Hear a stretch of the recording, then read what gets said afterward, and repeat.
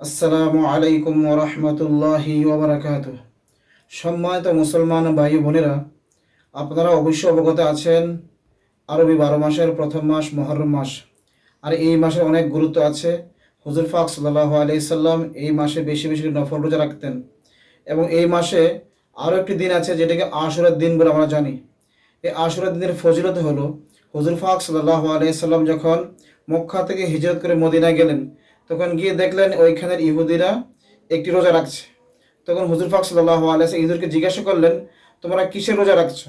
তখন ইহুদিরা বলল যে এই আশুরার দিনে আল্লাহ রাব্বুল আলামিন মূসা আলাইহিস সালামকে এবং বনি ইসরাইলকে ফেরাউনের হাত থেকে বিজয় দিয়েছেন, মুক্তি দিয়েছেন। তাই এর শুকরিয়া আদায়ার্থে আমরা এই দিনে রোজা রাখি। তখন হুজুর পাক সাল্লাল্লাহু আলাইহি সাল্লাম বললেন যে মূসা আলাইহিস সালামের বহুত নিকটবর্তী তোমাদের থেকে আমরা বেশি, এই জন্য আমরাও এই মাসের আশুরার দিনে রোজা রাখবো। তখন হুজুর পাক সাল্লাল্লাহু আলাইহি সাল্লাম আপনার নিজের সাহাবীদের বললেন যে এখন থেকে তোমরাও আশুরার দিনে রোজা রাখবে, তবে একটু ব্যতিক্রম করবে, ইহুদিদের থেকে আদার করবে। 9 এবং 10 কিংবা 10 এবং 11 এই 2 দিন রোজা রাখার জন্য হুজুর পাক সাল্লাল্লাহু আলাইহি আদেশ করেছেন।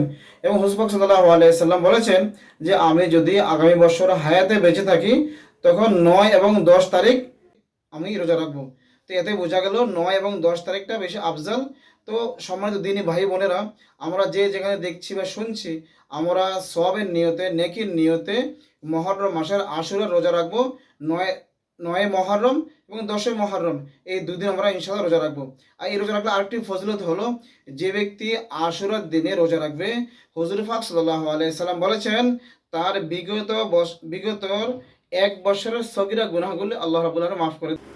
2025 সালে এবছর আশুরা রোজা হবে আগামী শনিবার এবং রবিবার।